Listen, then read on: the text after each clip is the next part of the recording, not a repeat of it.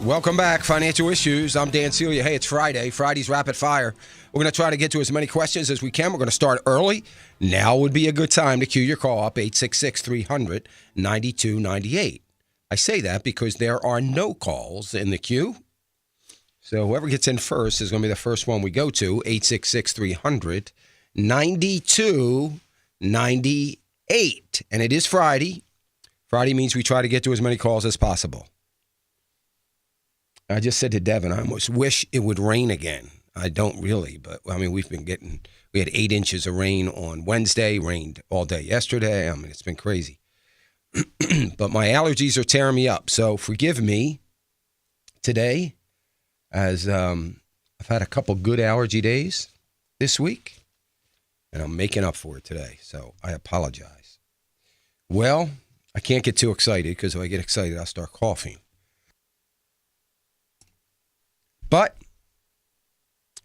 we got unemployment numbers out today. It's the big number. The markets are going to be way up. I didn't even look at the futures. I didn't have to bother looking at the futures. They're going to be up today. Here's the headline, 6.7%. I'm sorry, what am I saying? 6.3% unemployment from 6.7. 288,000 jobs added. That is a very good number, 288,000. We need that for a lot of months. For a long, long time, but 288,000 jobs added. They were expecting 200. There were some numbers. I would say the average number they were expecting was 220. There were some revisions upward on February's number. March was revised up as well. And this is what the number ought to look like coming out of a very cold winter for the month of April. 288,000. 6.3% unemployment. This president is an economic genius. What he has done in this short period of time in the last year has been amazing because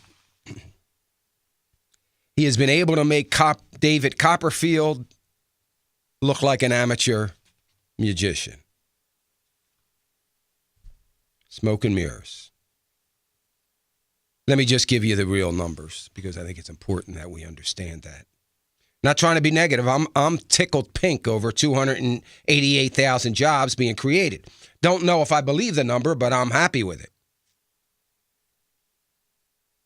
Listen. Hours worked per week, 34.5, up 0.1%.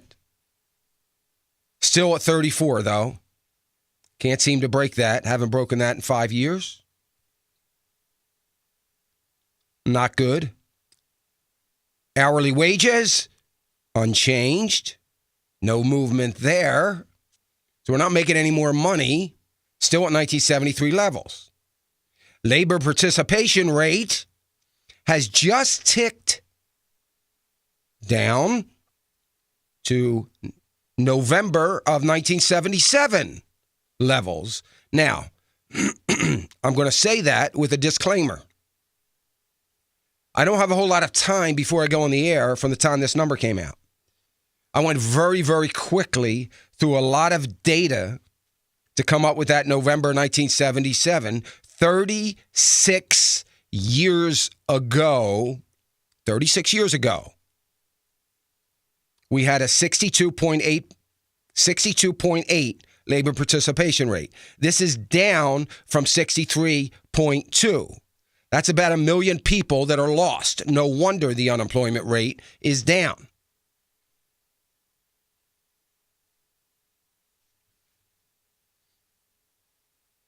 Anyway. 62.8. 58.9% is the population number that is working. That has not moved since October of 2009. And I'm going to just say, I'm assuming that labor participation, those coming into the workforce, has not moved. We haven't had any people graduate from high school since 1977 ready to go into the workforce. We have had nobody graduate from college since 1977 ready to go in the workforce. We've had no population growth of the working class America at all since November 1977. I mean, that's the only answer, right? Surely that's what it must be.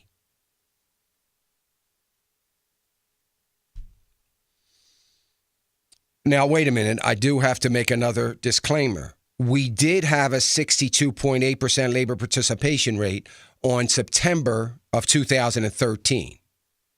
So we're just going back. But in September of 2013, that was the first time since November 77, we're back there again. So I don't want anybody calling in and say, well, somebody said it was a September of 2000. Yeah, it was. Can we look back a little bit further than that?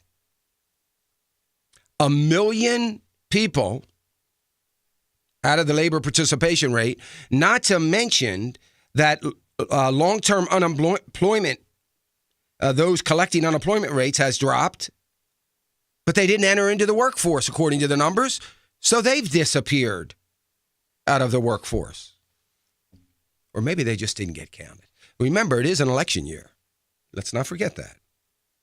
And the BLS, Department of Labor, Department of Agriculture, Department of Commerce, Department of the EPA, Department of Education, they're all sweating bullets because if we get conservative leadership or conservative people, I'm not saying leadership, conservative people that take control of both houses of Congress and we get a conservative president, their days could be numbered. So that's what we have. Look, all I'm going to say is I'm very happy that we apparently have added 288,000 jobs. But if labor, it's interesting. I heard commentators just in this last 20 minutes and read some quick news reports of saying labor participation still is a concern. Nobody said anything about going back to 1977. Nobody said anything about where the labor participation rate is. Nobody said anything. They just said it's still of some concern. Do you think? Gold's getting hammered, as you can imagine. So gold down right now, which would only stand to reason, because these numbers mean surely we have a very strong economy, which means the dollar is going to go up, which means why would you buy gold? So gold is expected to continue to go down. Oil is up 99.93. Gold now at 1283. Silver is at 1909. Silver could break the 19 mark today. Agricultural commodities, all positive. So that's where we are. We're going to get to phones, 866-300-9298. It's Friday. It's Rapid Fire Friday. Would love it if you could keep your questions to the point, short as possible. I'll try to keep my comments and my answers the same so we can move through calls. You are listening to Financial Issues. I'm Dan Celia. 866-300-9298. Let's get right to the phones. Go to Marcus. Marcus calling us from Oklahoma. Hey, Marcus. Hey, good morning, Dan. How you doing? I'm doing well. God bless you and your radio show. I listen to you every day. Thank you. Really fast. I'm 52 years old. Okay. I make $52,500 a year. My wife's 42 years old. Makes $42,500 a year. She's in a 401k, putting in about 12 to 13%. I think it's one of those 401ks. I'm not really sure that doesn't do anything. It's there. Mm-hmm. I do not have a 401k. I have not taken care of my money like I should. I'm about $60,000 in debt. Most of that's for a vehicle. Mm-hmm. And I want to retire in 10 years. I'm not sure that my wife will retire probably in 20 years, but I want to know what to do with my money and how to achieve something like that. And I'll listen to you on the radio if you'd like. Okay, that'd be fine. Marcus, So do you have any other any savings, anything else? We just started a savings account. I probably got about $1,000 in there, and we started putting that in there. I just recently, about 8 months ago, obtained this job. God bless me with this well-paying position, and I don't want to screw it up. Now, does that company offer 401k? Yes, sir. And you're participating. I forgot what you said. You participating now or will be? I am not. I should be, unless you want me to put it somewhere else, or you think I should. Do they match? My wife is. I think it does. Yes, sir. Okay. All right. Good deal. So here's the thing that you need to do, Marcus, and you're welcome to listen off the air. I want to let the phone queue up for somebody else. But here's the deal. I think that you've got to really try to take a good hard look, maybe something you can do this weekend, at where you can cut. You've got 10 years. That's not a lot of time. So what I'd like to see you both do, but you in particular, your wife as well, is really try to commit any discretionary income that you can come up with on trying to get it into that new 401k that you have. That's where you should be putting it, at least as much money as they match. So if they match up to 4%, you got to put 4% in. You got to work at that. Now, you're allowed to put more than your wife is in your 401k because you're over 50 and there's a step-up provision. I'm not worrying about you getting to the maximum. I'm worrying about you doing the minimum, and the minimum is that match, in my opinion. Now, you might not be able to do it this year. Maybe you have to wait next year. You get a little bit of a raise, put half that raise in it. I think, Marcus, if you can stay focused on contributing, it absolutely is, the maximum, as much as you can bear out of your pay to your 401k, I think that's going to be your best strategy, particularly, if they're matching a portion of it. I think what you'll find out after the first year that you do it, you're going to find out that, hey, you know what? I think I can do a little bit more. We're getting by okay. Let me squeeze this a little bit more. And I think that's what you're going to have to do. Your wife should be doing the same. Not as important for her, but certainly will be important for you as a couple 20 years from now. So, she should be trying to do that as well. It's really key that you're contributing on a regular basis, that you're contributing every pay. If the market crashes, don't worry about it. Keep contributing. Just keep going along with it.